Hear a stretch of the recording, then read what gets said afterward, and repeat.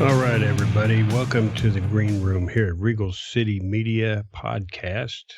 David, how's it going today? It's going great. How you doing? Mighty fine, buddy Ro. It's a sunny day. It is. Run the software. You can draw directly on it. The Surface Pro was really good for that.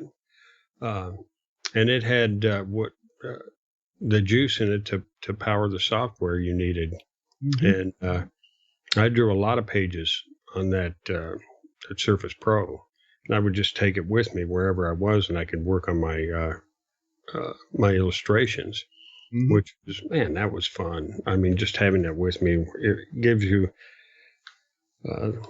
the freedom to work wherever you are, right, and be able to download that, and then come back and do my finished work at my desktop at home. Mm-hmm. And now with the advent of NFTs, we can actually sell the digital artwork as originals, mm-hmm. Much like the artists that work on pen and paper are doing with they're getting additional income by selling their original art.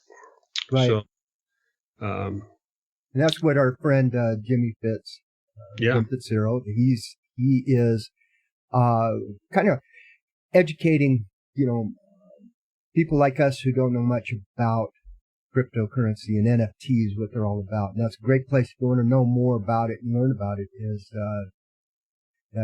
CryptoFITZ. Yeah, his podcast. Mm-hmm. Yeah. Which now you're being very, very humble there and saying you don't know much about it. You're actually You've been a consultant on this podcast on the technical side of like blockchain and that type of stuff. I'm the one that doesn't know much about it, and I'm finding this very educational listening to Jimmy Fitz and you and some of his other guests on the podcast more about what's happening in the crypto community and how that's not just on a currency side, but also on the NFT side of things, melding the NFTs with fine art, with collectible arts, like comic book art. And we mentioned Mike Diodato in the conversation about his artwork, and he was one of the first comic book artists that worked digitally that I saw that was minting NFTs of his original work. And making those available for sale. So he's really on the cutting edge there. Just a few years back when he left Marvel as an exclusive artist and went basically freelance and is now working on his creator-owned products. Right. Yeah.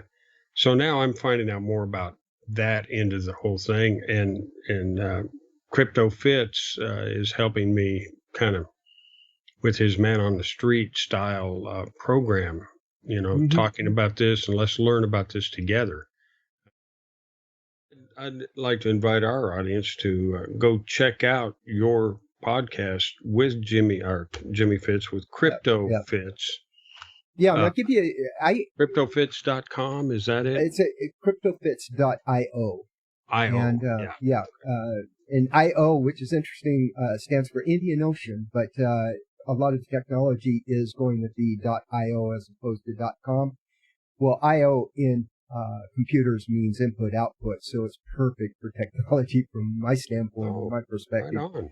Yeah, and I think that's basically why he chose IO as opposed to .com. CryptoFITZ.io is the website, and you can check out his podcast. Yes, I'm on a couple of them, and also he has asked me to be an ongoing contributor to not only the podcast, but a blog that'll be on there. And from my standpoint, it's cryptocurrency or the whole crypto. Yes, I understand the technology, and I understand blockchain and how much of a value it is in technology. I didn't realize, however, until I started doing some of this research for Fitz about what actually is going on and what the depth of it and how important it is. It's something that's going to be inevitable. We're all going to someday be using cryptocurrency or crypto technology